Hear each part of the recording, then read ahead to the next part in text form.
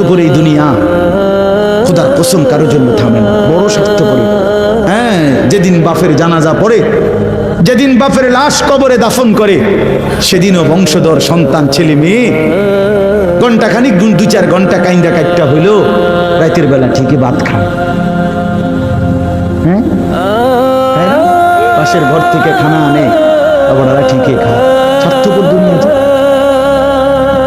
থামে না রে ভাই, থামে না দুনিয়া। ওই জন্য আমাদের কারোর জন্য থামবে না। তুমি আমি মরে গেলে শেষ।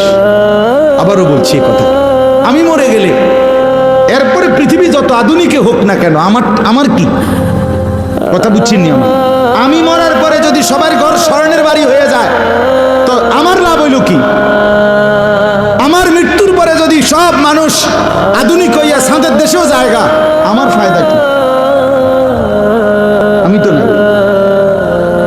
আমি তো মরে গেলাম। যে কবরে চলে গেল সে কি আর ফিরে আসবে? আল্লাহ আমাদেরকে বুঝ দান করুন।